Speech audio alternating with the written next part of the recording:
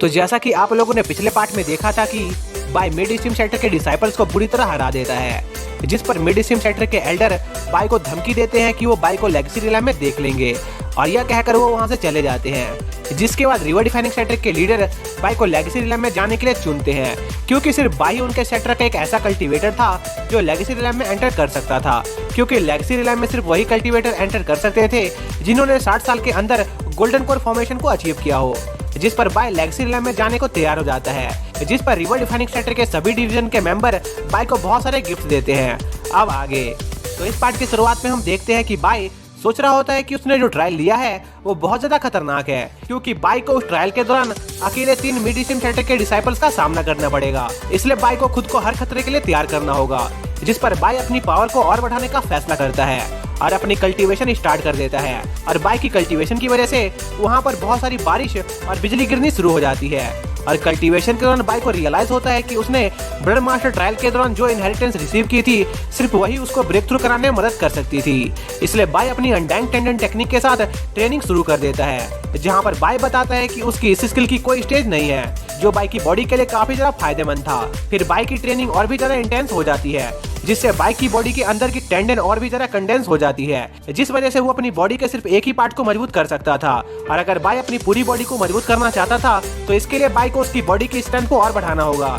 इसी दौरान हम बाय के सीनियर को देखते हैं, जो जंगल में घूम रहा होता है और खुद को याद दिलाता है कि बाय के लेगेसी रिलैम में जाने में सिर्फ 5 दिन ही बचे हैं। इसलिए जैंग दुआ कर रहा होता है कि बाय जितनी जल्दी हो सके अपना ब्रेक थ्रू कंप्लीट कर ले। तभी बाय के सीनियर को एक पेड़ पर कुछ पंजों के निशान दिखाई देते हैं, जो देखकर वो बहुत चौंक जाता है। तभी बाय के सीनियर को उन पेड़ों के पीछे कुछ बीस्ट की डेड बॉडी दिखाई देती है, जो देखकर उसे समझ नहीं आ रहा था कि आखिर यहाँ पर क्या हुआ है। जिस पर बाय का सीनियर वहाँ के माहौल को देखकर पता करने की कोशिश करता है कि यहाँ पर क्या हुआ था, जिससे उसे पता चलता है कि इन बीस्टों को कुछ देर पहले ही किसी ने बड़ी बेरहमी से मारा है। जिसके बाद ही बाय का सीनियर वहाँ की इन्वेस्टिगेशन करना जारी रखता है, ताकि वो उस आदमी की स्पिरिट एनर्जी का पता लगा सके जिसने इन बीस्टों को मारा था। और जब बाय का सीनियर उस जगह की इन्वेस्टिगेशन कर ही रहा होता है, तभी उसे किसी की चिल्लाने की आवाज सुनाई देती है और साथ ही वहाँ की जमीन भी हिलने लगती है। जिस पर बाय का सीनियर उस तरफ बढ़ता है कि आखिर वहाँ पर क्या हो रहा है। और जब वो वहाँ पर पहुँचता है तो वो देखता है कि टिडैन अपने बड़े रूप में ट्रांसफॉर्म होकर उस जंगल के बीच से लड़ रहा था, लेकिन बदकिस्मती से टिडैन उस लड़ाई में बहुत घायल हो जाता है। जिस पर बाय का सीनियर खुद उस बीच से लड़ने का फैसला करता है, ताकि वो बाय के अडॉप्टेड बेटे को बचा सके।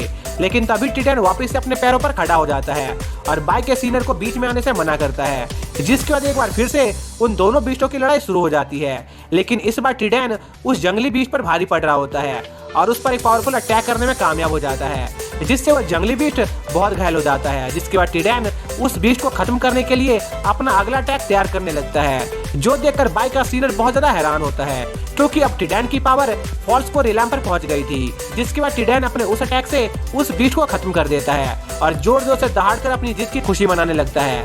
वहीं दूसरी तरफ बाय भी टिडैन की पावर को सेंस कर पाता है, इसलिए वह जल्दी से जंगल की तरफ भागता है कि आखिर इस बार उसके बेटे ने ऐसा क्या कर दिया जिससे पूरी दुनिया की स्पिरिचुअल एनर्जी फ्लक्चुएट हो रही है। और जब बाय वहाँ पहुँचता है तो बहुत ज्यादा शॉक होता है, क्योंकि वो जो ऑरा थी वो एक लाइटनिंग टर्बुलेंस थी। तभी बाय का सीनियर बाय को बताता है कि टिडैन ने उनके एरिया के सभी बीस्ट को हराकर उनकी पावर को अब्सॉर्ब करके लाइटनिंग टर्बुलेंस को समन किया है, ताकि वो कोर फॉर्मेशन को अचीव कर पाए। जिस पर बाय बताता है कि ये बहुत खतरनाक है, क्योंकि लाइटनिंग टर्बुलेंस को एक्टिवेट करने के बाद उसको समन करने वाला पीछे नहीं हट सकता था। इसलिए बाय अपने सीनियर से सेक्टर वापस जाकर सभी लीडर को यहाँ पर बुलाकर लाने को कहता है, ताकि वो लोग इस प्रॉब्लम को सॉल्व कर सके। जिसके बाद बाय लाइटनिंग टर्बुलेंस की तरफ बढ़ता है, तभी उसे टिडैन दिखाई देता है, लेकिन वो लाइटनिंग टर्बुलेंस की वजह से टिडैन तक नहीं पहुंच पाता है। जिस पर बाय अपने बेटे टिडैन से पूछता है कि आखिर वो ये सब क्यों कर रहा है। साथ ही बाय टिडैन को वो सब रोकने को कहता है, क्योंकि इतनी जल्दी कोर फॉर्मेशन को अचीव करना टिडैन के लिए खतरनाक हो सकता था।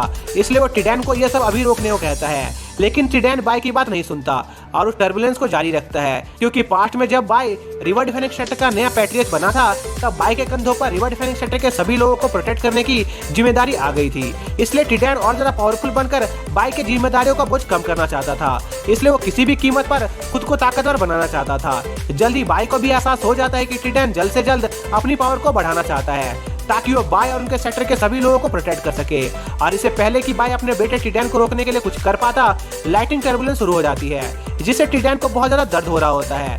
जिस पर बाई टिटैन को बताता है कि अगर उसे गोल्डन कोर को अचीव करना है तो उसे ऐसे 9 बिजली के झटकों को सर्वाइव करना होगा। लेकिन टिटैन को उसके गोल्डन कोर को अचीव करने के लिए बस उन लाइटिंग टर्बुलेंस को ही नहीं सहना था, बल्कि उसे इस फॉरेस्ट के सभी बीस्टों का भी सामना करना पड़ेगा, क्योंकि वो बीस्ट टिटैन से उसके गोल्डन कोर को चुराने की कोशिश करेंगे।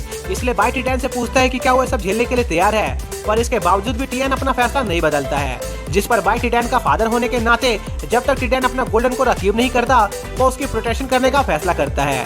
इसी दौरान हम एक अनजान आदमी को देखते हैं जो दूर से ये सब देख रहा होता है और ये फैसला करता है कि वो बीस्ट किंग के कोर को हासिल करेगा। इसी दौरान हम रिवर डिफाइनिंग सेक्टर का सीन देखते हैं जहां पर लीडर युआन अपने सेक्टर के सभी डिसाइपल्स को टिटैन की मदद करने जाने को कहते हैं और उस फॉरेस्ट के सभी बीस्ट को वहां से भगाने का ऑर्डर देते हैं, जिस पर वो सभी डिसाइपल्स टिटैन की मदद करने जाने लगते हैं और बाइक का सीनियर टिटैन को तब तक डटे रहने को कहता है। इसी दौरान बहुत सारे बीस्ट टिटैन की तरफ बढ़ रहे होते हैं। इसी दौरान एक और हेवनली लाइटिंग टिटैन पर आकर गिरती है, जो देखकर बाई उस एरिया में मौजूद सभी बीस्ट को एक एक करके मारने लगता है और सोचने लगता है कि टिटैन को उसके गोल्डन कोर को अचीव करने के लिए इसके बाद बस एक और हेवनली लाइटिंग स्ट्राइक को सहना पड़ेगा।